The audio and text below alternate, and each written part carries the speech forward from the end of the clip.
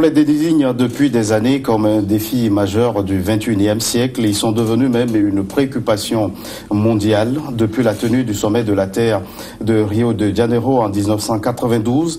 Les changements climatiques mobilisent particulièrement la communauté internationale. Nous évoquons la question sur ce plateau avec cette interrogation. Quel est le rôle des autorités locales dans la lutte contre les changements climatiques? La question est au cœur d'une conférence à Lomé et nous en parlons avec deux invités. Monsieur Dieudonné Kossi, vous êtes directeur exécutif de la CEJUS, la clinique d'expertise juridique et sociale. Et puis le professeur Akoda Ayoadan, vous êtes agrégé en droit privé, enseignant-chercheur à l'université de Lomé. Bonjour. Merci d'avoir répondu à notre invitation. C'est nous qui vous remercions. Alors, monsieur Kossi, la question des changements climatiques est au cœur des préoccupations aujourd'hui. Qu'entend-on concrètement par changement climatique? Ouais, merci, monsieur Gaëtan, de nous recevoir ce matin dans votre émission pour parler d'une question d'actualité, qu'est la question des changements climatiques. Vous savez, les changements climatiques sont de plus en plus abordés ces dernières années parce que quand on parle de changement climatique, on pense tout de suite à l'augmentation en fait de la température moyenne qu'on remarque un peu partout dans les pays sur la planète et qui est due soit en fait à l'activité humaine. Et donc, l'activité des industries et l'activité des citoyens de chaque jour et un certain nombre de comportements qui, finalement, participent au réchauffement planétaire. Et donc, à un certain nombre d'éléments qui font qu'aujourd'hui, notre planète est de plus en plus en danger. Et parce que si rien n'est fait, et d'ici 2050, la Terre sera vraiment invivable. Et donc, je pense que c'est toute la raison qui justifie notre présence ici ce matin pour débattre de cette question qui me paraît vraiment d'actualité. Une question d'actualité, professeur Ayoadan. Chaque année, les conférences se succèdent, on dirait même tous les mois, autour de la question des changements climatiques. C'est dire toute l'urgence autour de la question. Sur cette question, l'urgence est permanente. L'urgence est permanente et je suis absolument d'accord avec vous sur le constat selon lequel l'on multiplie les manifestations scientifiques, les rencontres, les grands raouts où l'on va retrouver des experts en train de discuter autour du changement climatique, mais la réalité, elle est vécue par le citoyen lambda. Le citoyen qui, du jour au lendemain, retrouve sa maison dans l'eau, le citoyen qui, du jour au lendemain, se retrouve à respirer un air qui n'est pas très sain, et c'est lui qui est impacté directement. Bon, cela justifie le changement de paradigme en termes d'approche de ce phénomène de réchauffement climatique. Il faut certainement redescendre vers le citoyen qui est d'abord le plus touché par ce phénomène-là et qui est finalement la clé, la solution pour aller plus loin dans l'amélioration du climat autour de lui. Alors, monsieur Kossi, comment se manifestent-ils ces changements climatiques? Comment les populations le ressentent-ils concrètement? Oui, les manifestations des changements climatiques sont assez diversifiées. Et ces dernières années, je pense que vous et moi en sommes véritablement témoins. Et vous constatez des inondations par-ci, vous constatez l'augmentation de la température. Ces derniers temps, à Lomé, c'est invivable. Et vous savez que lorsque vous déambulez un peu dans les rues de Lomé, c'est complètement le soleil frappe vraiment et à plein fouet. Et donc, c'est l'une en fait des manifestations des changements climatiques, la couche d'ozone qui se retrouve de plus en plus fragilisée. Il y a la question des inondations qui nous touche chaque jour ici et dans notre pays, toutes les fois que la saison pluvieuse arrive. Et certaines, en tout cas, certains citoyens de certains quartiers de la ville de Lomé, aussi d'autres endroits de notre pays sont obligés d'être délocalisés de manière temporaire. Et il y a également d'autres effets que nous ressentons. Aujourd'hui, vous voyez un peu la déforestation qui s'accroît d'année en année. Et donc, si rien n'est fait, tous ces éléments-là réunis vont participer à faire basculer la planète dans une zone rouge qui sera finalement insupportable pour la vie humaine quotidienne. Alors, professeur Ayo Adam, à quel niveau se trouve l'urgence aujourd'hui? Quand on parle de changement climatique, on évoque l'atténuation, on évoque l'adaptation. À quel niveau, selon vous, se trouve l'urgence? L'urgence se trouve dans un changement de comportement. L'urgence se trouve dans un changement de comportement, puisqu'on le sait, le climat naturellement évolue, parce que les environnements ne sont pas statiques. Bien. Aujourd'hui, cette évolution est accélérée par le fait de l'homme. Donc, à partir de ce moment-là, l'urgence, c'est d'accentuer l'action personnelle, parce qu'au fond, on se rend compte, lorsqu'on part sur des mouvements un peu plus larges, l'efficacité est discutable. Donc, l'urgence, c'est le changement de comportement. Les citoyens qui, du jour au lendemain, se lèvent pour couper des arbres devant chez eux sans s'interroger sur les conséquences, devrait changer de comportement. Le citoyen qui gère mal ses ordures parce que ces ordures mal gérées peuvent boucher les caniveaux, peuvent s'entasser quelque part, lui aussi doit évoluer sur son comportement. Donc pour moi, au fond, l'urgence, c'est le comportement individuel qui doit évoluer. Et pour cela, il faut un travail encore plus précis, plus profond de sensibilisation, d'éducation. Au fond, c'est cela pour nous aujourd'hui, éduquer des personnes qui sont les acteurs immédiats du changement climatique. Alors, M. Kossi, on l'a évoqué depuis 1992, année à laquelle la conférence, le sommet de la Terre s'est tenu à Rio de Janeiro. Les années se suivent et se ressemblent malheureusement. Alors, la question des changements climatiques se pose aujourd'hui avec beaucoup plus de préoccupations. Est-ce que ça veut dire que les choses vont de mal en pire? Ah oui, aujourd'hui, en fait, je ne peux plus affirmer que les années se suivent et se ressemblent, parce que finalement, on remarque en fait que les années se suivent, mais ne se ressemblent pas. Et vous savez, la température moyenne qu'on avait à Lomé, de par les années passées, n'est plus la même qu'on a aujourd'hui. Et vous remarquez également qu'il y a un certain nombre de bouleversements dans les saisons. Les saisons ne sont plus vraiment respectées comme on nous l'a enseigné en fait sur les bancs d'école.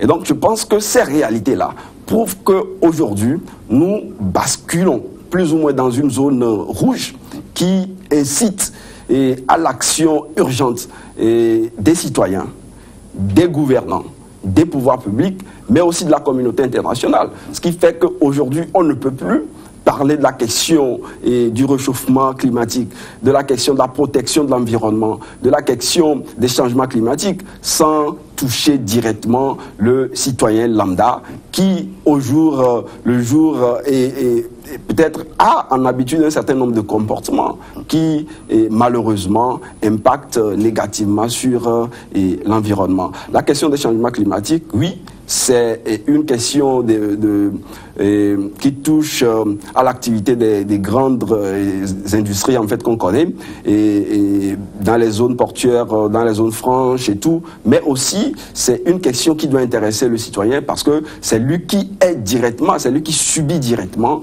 les effets de ces changements climatiques. Donc cela incite à une révision des comportements du citoyen chaque jour.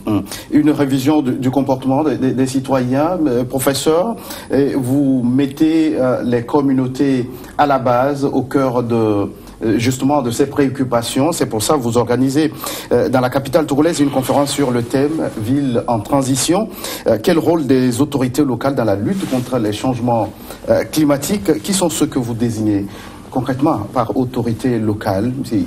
C'est quel profil de personnes?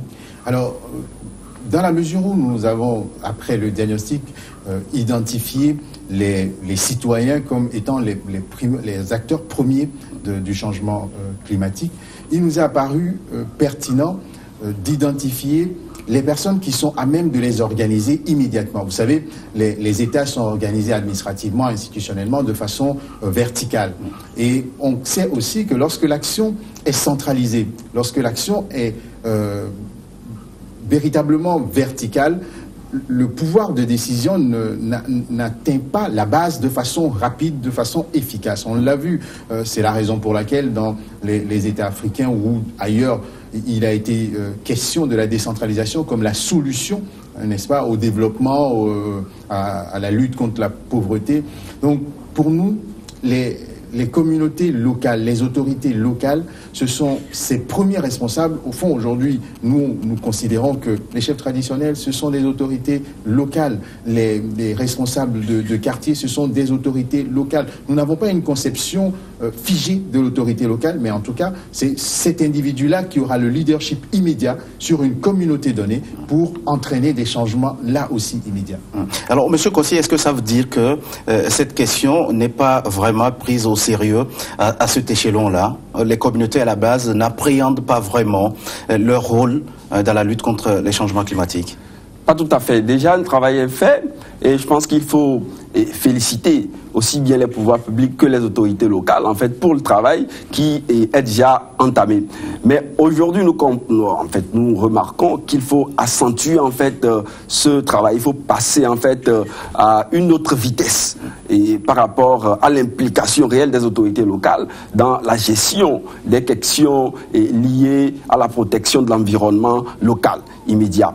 Donc, je pense que c'est toute l'urgence de cette conférence que nous initions le 12 février prochain sur, en fait, le rôle véritable de ces autorités-là face au changement climatique. Et je pense que lorsque nous allons évoluer dans les débats, nous remarquerons que ces autorités-là ont un rôle assez important parce qu'il y a ce qu'on appelle l'effet immédiat, ce qui fait que ces autorités locales sont directement en fait en contact avec les populations, ce qui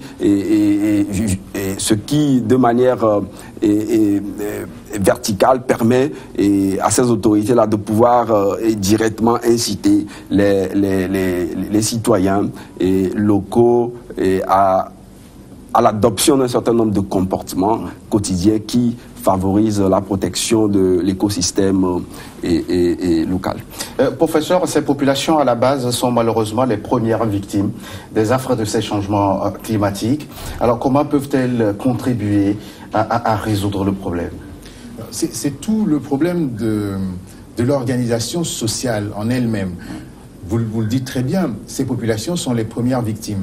Elles sont aussi, d'une certaine part, des acteurs de ce changement climatique. Pas des acteurs exclusifs, parce que moi je parle de ces populations simplement parce que les grands acteurs, les industriels, etc., aujourd'hui on ne peut pas les contraindre à notre échelle de changer de comportement. Mais à notre échelle, nous pouvons déjà commencer à adopter des comportements beaucoup plus rationnels, beaucoup plus protecteurs de l'environnement.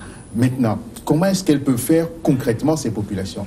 Mais en se réorganisant, en adoptant des comportements, comme je le disais tout à l'heure, beaucoup plus rationnels, mais aussi en s'organisant en force. Parce qu'à partir du moment où vous donnez l'exemple, vous réussissez à apporter des changements immédiats autour de vous, vous constituez ce que l'on appelle de façon, en tout cas, rapide, société civile, vous constituez une force qui peut impacter des changements autour de vous par un effet domino, si vous voulez, en contaminant, le mot est peut-être mal choisi, mais l'idée est celle-là, en contaminant les communautés voisines progressivement pour obtenir un résultat qui est immédiatement perceptible. Alors, M. Kossi, aujourd'hui, quand on regarde un peu, l'Afrique, par exemple, est un continent qui pollue moins, mais qui subit vraiment de plein fouet les conséquences des changements climatiques. Est-ce qu'au niveau des communautés à la base, on n'a pas le sentiment de payer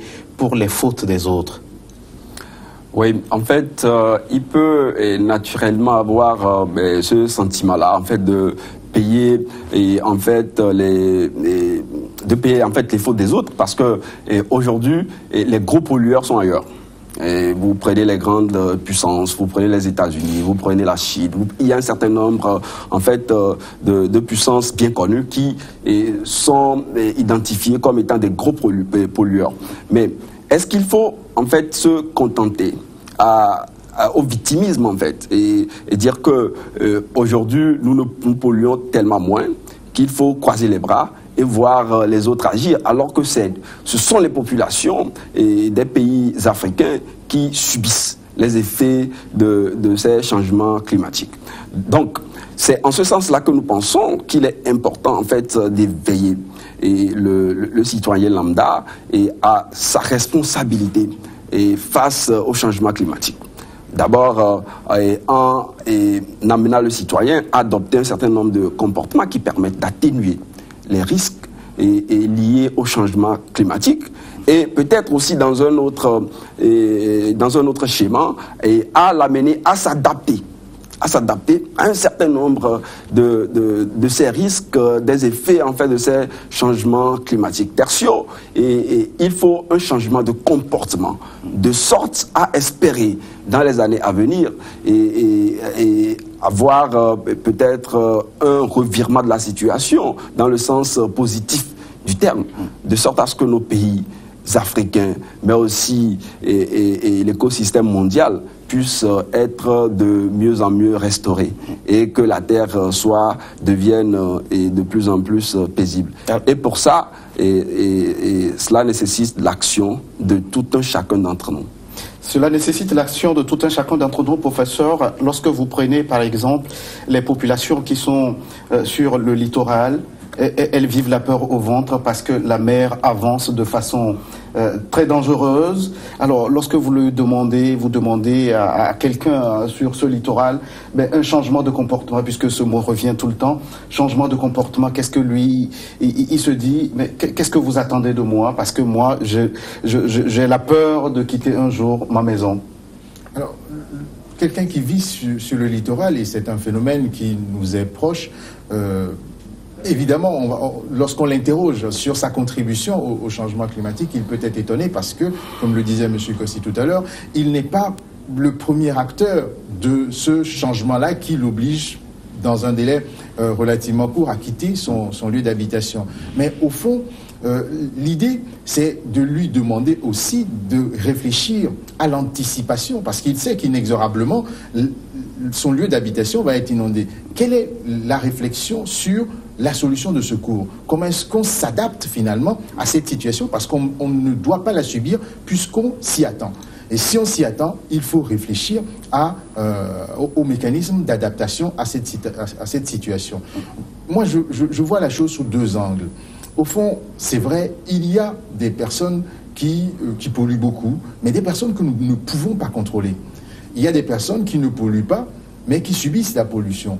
Mais à ces personnes-là, nous demandons tout simplement de commencer à réfléchir à comment on fait pour développer une façon nouvelle de vivre qui nous permette de nous prémunir dans la mesure du possible, parce que ce n'est pas très simple, contre les effets néfastes de ce changement qui nous pend au nez au fond. Alors, M. Kossi, depuis des années, on en parle, des conférences se suivent, se succèdent. Est-ce que, justement, on est arrivé à passer des paroles aux actes pour que, concrètement, quelque chose soit fait? Oui, de passer de la parole aux actes, et souvent, ce n'est pas assez aisé.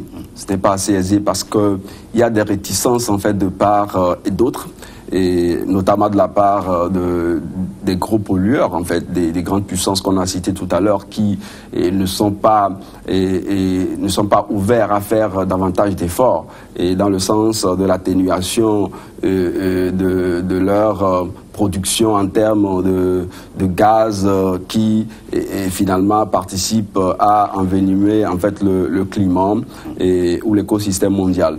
Mais aussi et de plus en plus, et on l'a remarqué, les collectivités locales, les autorités locales participent en grand nombre en fait à ces rendez-vous et à l'échelon et à l'échelle mondiale.